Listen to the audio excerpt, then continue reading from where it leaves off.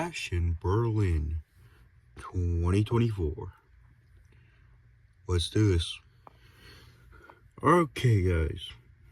Welcome back to another video. Today, we're going to go over Bash in Berlin 2024. This match, well, these matches were really good. I thought this PLE or pay-per-view, I thought it was good. But we're going to get into every single match from Cody and Kevin to Randy and Gunther. And yeah, there's not that much more to say, so let's just get into it. Jumping into the first match, it is Kevin Owens versus Cody Rhodes. And this was a really good match, but the ending was very lackluster. It was terrible. Oh my god. So there were so many good moments. Kevin Owens, Cody Rhodes did 2 suicide dives. Kevin caught the first one, and then Cody hit the second one. They were both outside. The match kept going and everything. And I think this came first, where Kevin Owens did was on the top rope with Cody. Cody went to do a super suplex. Kevin reversed it into a brain buster. And eventually, Cody Rhodes, he was taking care of his knee because his knee got an injury. He had a knee injury. He went to the outside. Kevin Owens was about to attack him. Then he wanted a fair fight. Then eventually he kicks Cody's knee, goes to do a powerbomb to the apron, and then just stops. And then they keep going. There's a bunch of there's more stuff that goes on. Kevin Owens goes to take out that knee, doesn't. And there was like there was a cool, I skipped this really cool part. Kevin Owens moved out of the way when Cody went for a disaster kick. But yeah, so the match was really good.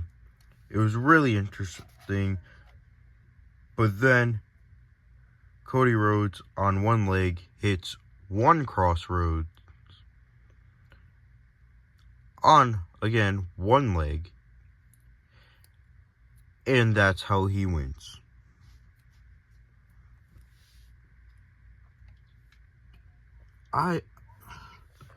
It was right here too. He goes, boom. 1, 2, 3. What kind of...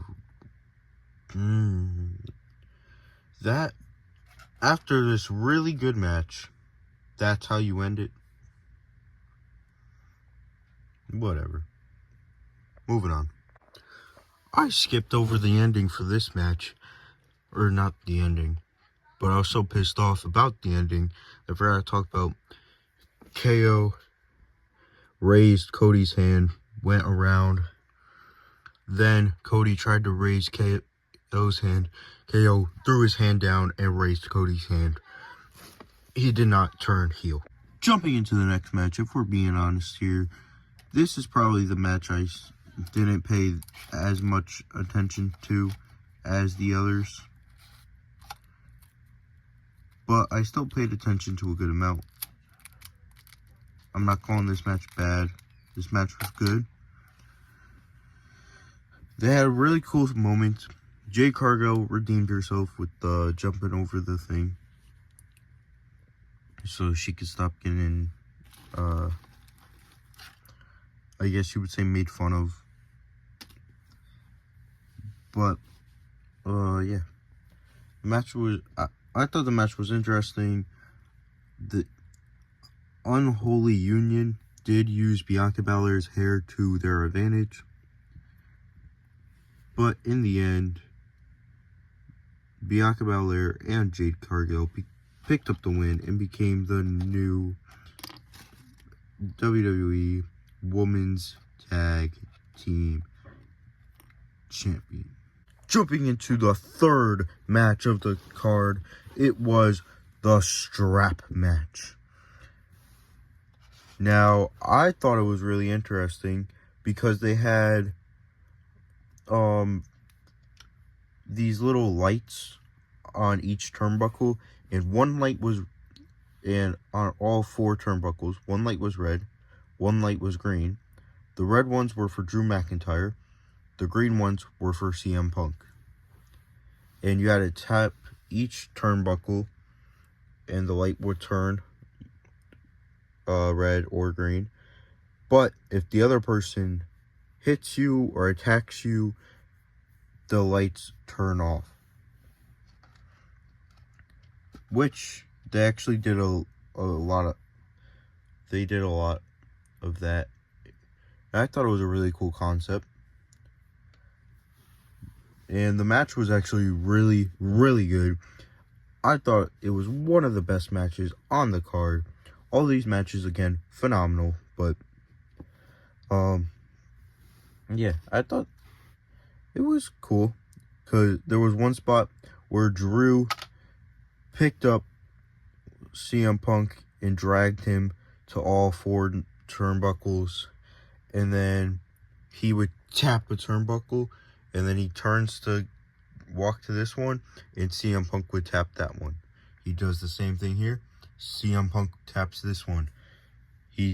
Drew taps this one. CM Punk taps this one. So all these 3 lights were green. And Drew thought all the lights were red. Then we go to this one. Punk falls. And then they start... Then they're both tugging on each other's ropes, trying to reach... they're both tugging on the strap, trying to reach this one turnbuckle. And then they start brawling. So it resets all of the lights. And they just keep brawling. They just keep brawling. And I just thought this concept was really interesting and cool. I liked it. I enjoyed it. And would try to go for touch a turnbuckle, and Punk was tugging on the rope, and it happened the same thing. It was reversed. One time Punk was right here and Drew tugging on the rope, and then he was able to touch this rope or turnbuckle. Then he goes here again. He's right here. Drew is right here tugging on the rope, and he doesn't make it. But it's really close.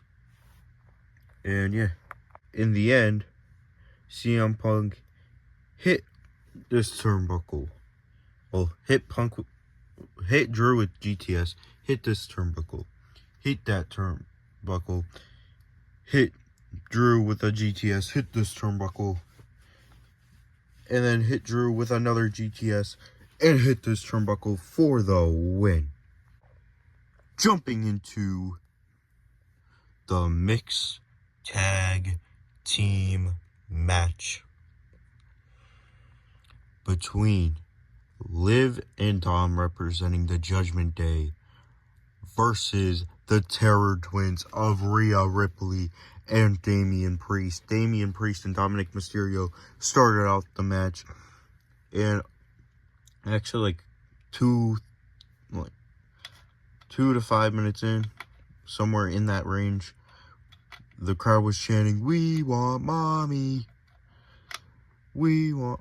So he goes to tag in Rhea Ripley, but Dominic stops him and then beats him up, and then tags Liv Morgan, but Priest was already up by then. it's Dominic. He can't hold Priest down that long. So they had a little interaction here. And then he walks this way, and Rhea Ripley is attacking Liv Morgan. It was a really cool, interesting spot. They had a lot of cool spots like that. Then they went back like 2-3 years. It was 2 years right before Dominic joined the Judgment Day. Rhea Ripley had Dominic in the little leg maneuver in this corner, and I thought it was really cool. The Judgment Day did get involved, but Rhea Ripley and Damian Priest took care of all of them. Rhea Ripley slid under Carlito's legs right here and attacked and put him on her shoulders to attack him. I thought it was interesting. They did both hit Razor's Edge on Liv and Dom, but in the end, I think Priest was on the announcer's table with Dominic. Dominic is done for. Rhea Ripley hits a Riptide on Liv Morgan. 1, 2, and 3. Jumping into the main event, it was Gunther versus Randy Orton for the World Heavyweight Championship. This match was interesting and pretty cool. They started with a lockup, or actually I should say during the introduction, Ludwig Kaiser shocked everyone and just showed up in the ring to do the introduction for Gunther. And then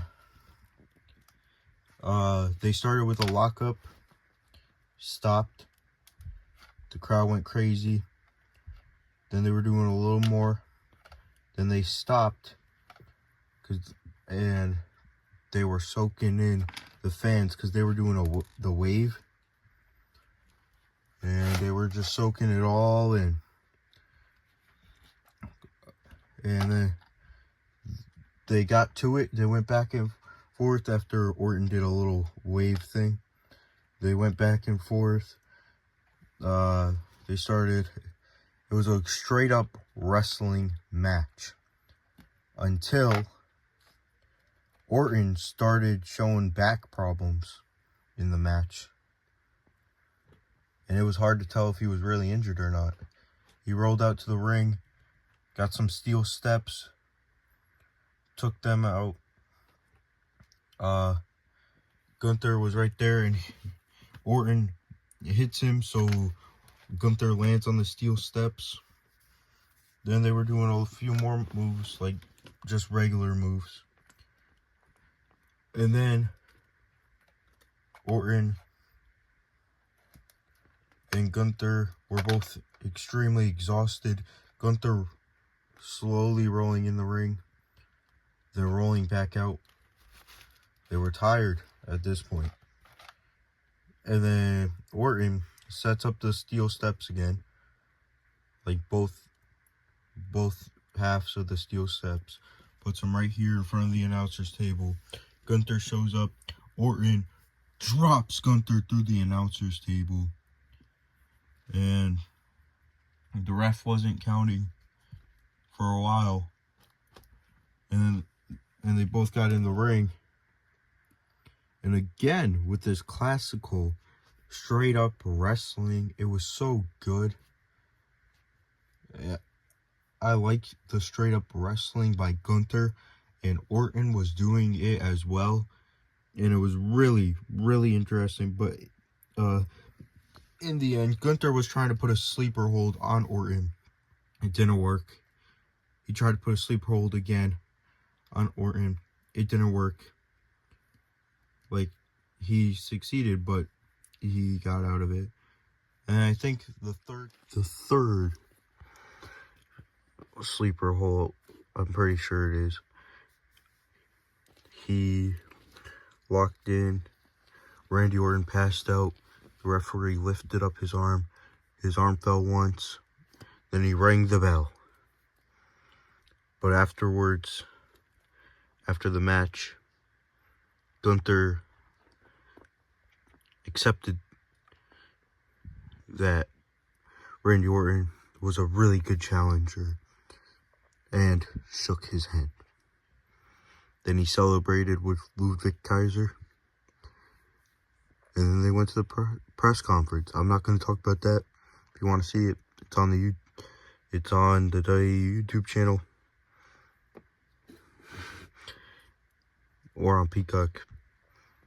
I'm not going to go over all that. That is it for today's video. Hope you guys enjoyed. Peace. And Punk got his bracelet back.